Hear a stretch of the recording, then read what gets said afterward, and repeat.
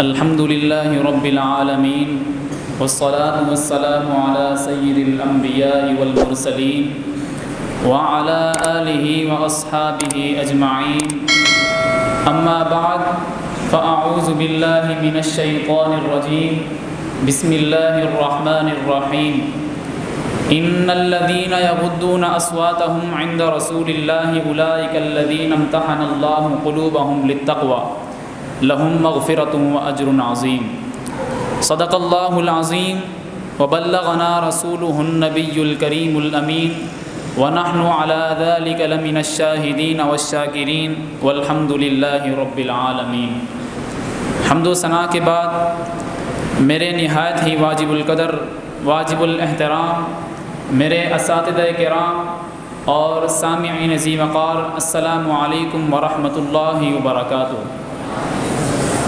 مجھے آج جس عظیم موضوع پر گفتگو کرنے کا شرف حاصل ہو رہا ہے اس کا عنوان سخن ہے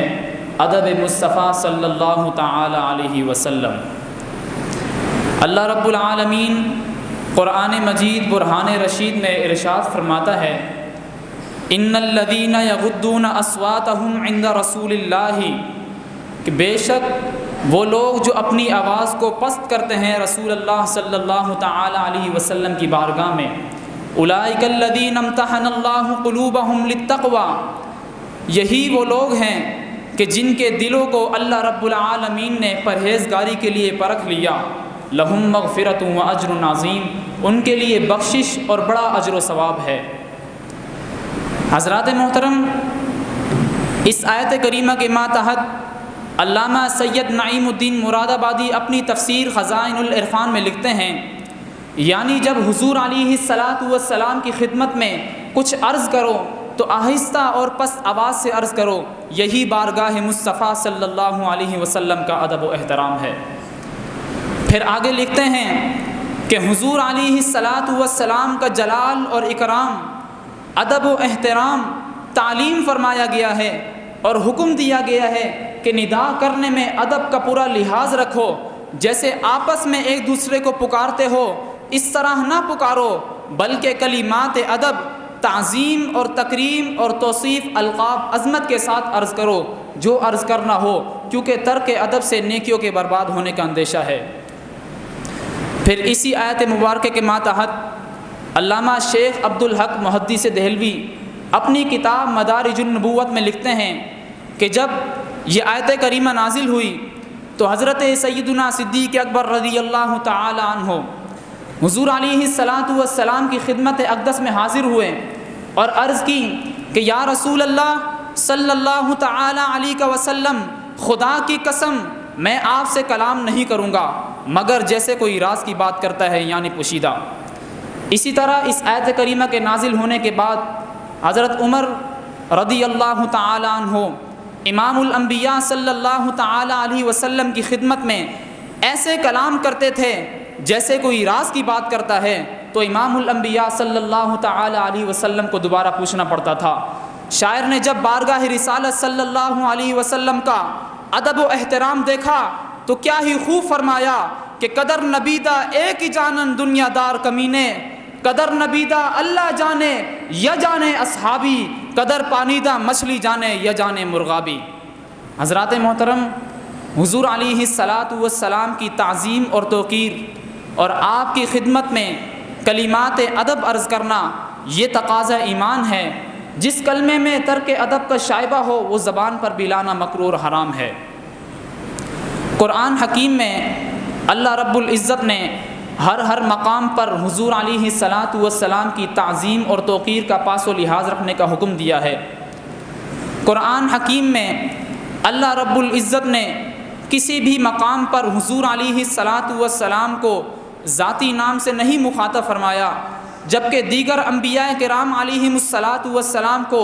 جب بھی مخاطب کرنے کی باری آئی تو اللہ رب العالمین نے انہیں ان کے ذاتی نام سے یوں مخاطب فرمایا۔ جب حضرت آدم علیہ السلام کو مخاطب فرمایا تو فرمایا یا آدم اسکن انت وزوجک الجنہ۔ جب حضرت ابراہیم علیہ السلام کو مخاطب فرمایا تو فرمایا یا ابراہیم اعرض عن ھذا۔ جب حضرت نوح علیہ السلام کو مخاطب فرمایا تو فرمایا یا نوح اہبط، جب حضرت موسیٰ علیہ السلام کو مخاطب فرمایا تو فرمایا یا موسیٰ انی اصطفیتک، جب آقا دو جہاں مدینے کے تاجدار آمنہ کے لال صلی اللہ علیہ وسلم کو مخاطب کرنے کی باری آئی تو اللہ رب العالمین نے انداز خطاب ہی بدل دیا، اسلوب قرآن ہی بدل دیا۔ کبھی یا ایھا النبی، یا ایھا الرسول فرما کر اپنے محبوب کو مخاطب فرما رہا ہے، کبھی یا ایھا المزمل، یا ایھا المدثر کے پیار بھرے الفاظ سے اپنے محبوب کو مخاطب فرما رہا ہے، کبھی طٰہٰ یاسین فرما کر اپنے محبوب کو مخاطب فرما رہا ہے۔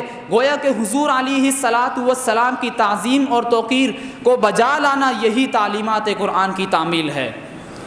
علامہ اقبال فرماتے ہیں کہ ادب گاہ زیر آسماں از عرش نازک تر، نفس گم کردمی آیت جنید بایزید ایجاں۔ آپ نے فرمایا کہ حضرت جنید بغدادی اور حضرت بایزید بسطامی بڑے بڑے غوث کتب ابدال اولیاء کاملین جب بھی گنبد خضرا کی حاضری کے لیے مدینۃ المنورہ کی فضاؤں میں جب حاضر ہوتے ہیں تو فرماتے کہ اپنے سانس کو بند کر لیتے ہیں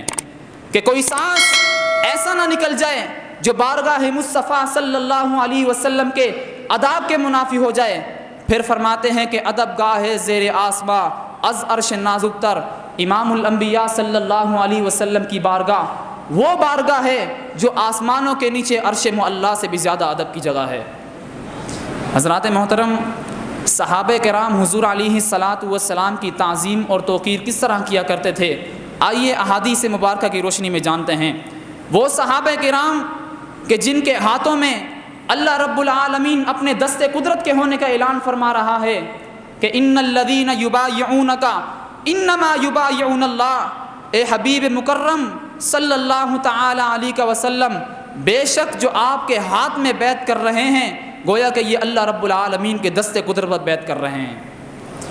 وہ صحابہ کرام کس طرح حضور علیہ السلام کی تعظیم اور توقیر کیا کرتے تھے۔ امام بخاری نے بخاری شریف کے اندر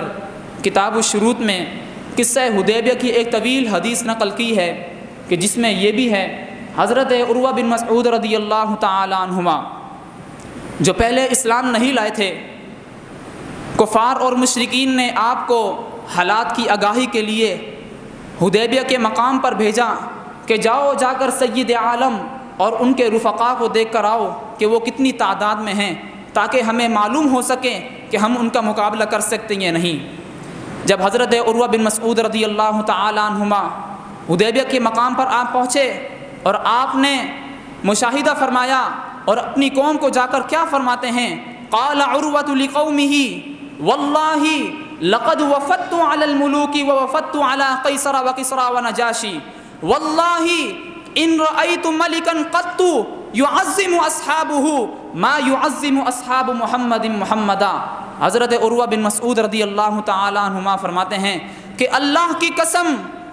میں بادشاہوں کے دربار میں گیا ہوں، میں قیصر و کسریٰ اور نجاشی کے دربار میں گیا ہوں، اللہ کی قسم میں نے کسی بادشاہ کو نہیں دیکھا کہ اس کے مصاحب اس کی اس قدر تعظیم کرتے ہیں کہ جس قدر صحابہ کرام محمد مصطفیٰ صلی اللہ علیہ وسلم کی تعظیم کرتے ہیں۔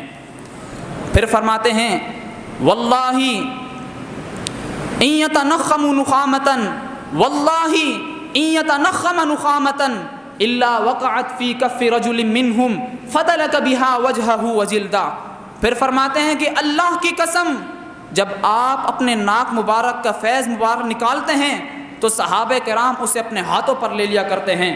اپنے ہاتھوں پر لے کر کپڑوں سے صاف نہیں کرتے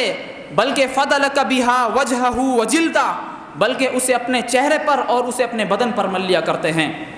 پھر فرماتے ہیں وَإِذَا تَكَلَّمَ خَافَضُوا أَصْوَاتَهُمْ عِنْدَهُ، وہ صحابہ کرام کہ جن سے وہ شیر دل صحابہ کرام کہ جن سے حکومتیں کانپتی ہیں وہ اپنی نبی کی بارگاہ میں اس طرح آواز کو نیچا کر کے بیٹھتے ہیں کہ ان میں سے کسی کی مجال ہی نہیں کہ اپنی آواز کو بلند کر دے۔ پھر فرماتے ہیں وَإِذَا تَوَضَّأَ كَادُوا يَقْتَتِلُونَ عَلَى وُضُوئِهِ، اور جب آپ وضو فرماتے تو صحابہ کرام وضو کے پانی کو حاصل کرنے کے لیے گویا کہ اب لڑ پڑیں گے، یعنی جب سید عالم صلی اللہ علیہ وسلم وضو فرماتے تو صحابہ کرام وضو کے پانی کو حاصل کرنے کے لیے سبقت کرتے اور اسے لپک لپک کر حاصل کرتے، یہ عشاق وضو کے پانی کو زمین پر نہ گرنے دیتے۔ حضرات محترم، یہاں پر ایک شریعت کا مسئلہ بھی سمجھ لینا چاہیے کہ وضو کا پانی جو ہوتا ہے وہ مطہر غیر مطہر ہوتا ہے، یعنی پاک تو ہوتا ہے لیکن پاک کرنے والا نہیں ہوتا، اور اس کا استعمال مکروہ ہوتا ہے۔ صحابہ کرام نے بارگاہ رسالت صلی اللہ علیہ وسلم کا ادب و احترام کر کے ہمیں یہ سبق دیا ہے کہ اوروں کے وضو کا پانی تو مکروہ ہو سکتا ہے، لیکن جب سید عالم صلی اللہ علیہ وسلم کے وضو کا پانی میسر ہو جائے، نصیب ہو جائے، تو وہ کوثر نسیم کی لطافتوں اور طہارتوں سے بھی بالا تر ہے۔ حضرات محترم، امام قاضی ایاز مالکی رحمۃ اللہ علیہ حدیث مبارکہ کو اپنی کتاب الشفا شریف کے اندر نقل کرتے ہیں، فرماتے ہیں والحلاق یحلقہ واطاف بہ اصحابہ فما یریدون ان تقع شعرۃ الا فی ید رجل۔ آپ نے فرمایا کہ حضرت انس رضی اللہ تعالی عنہ سے مروی ہے، آپ فرماتے ہیں کہ میں نے سید عالم صلی اللہ علیہ وسلم کو دیکھا کہ حجام آپ کے بال مونڈ رہا تھا، اور صحابہ کرام آپ کے ارد گرد گردش کر رہے تھے۔ جب آپ کے سر اقدس مبارک سے کوئی بال مبارک جدا ہوتا تو صحابہ کرام اسے زمین پر نہ گرنے دیتے بلکہ اپنے ہاتھوں پر لے لیا کرتے۔ حضرات محترم، حقیقت یہی ہے کہ آداب مصطفیٰ صلی اللہ علیہ وسلم ہی ایمان کی جان ہے اور عشق رسول کا سب سے بڑا معیار ہے۔ اللہ رب العالمین کی بارگاہ میں دعا ہے کہ اللہ رب العالمین ہمیں آداب مصطفیٰ صلی اللہ علیہ وسلم کے نور سے نوازے اور ہمیں اپنے محبوب کریم صلی اللہ علیہ وسلم کے سچے عاشقوں اور امتیوں میں شامل فرمائے۔ میں اپنی تقریر کا اختتام اس شعر سے کرتا ہوں کہ تعظیم جس نے کی ہے محمد کے نام کی، تعظیم جس نے کی ہے محمد کے نام کی، اللہ نے اس پہ آتش دوزخ حرام کی۔ وما علینا الا البلاغ المبین۔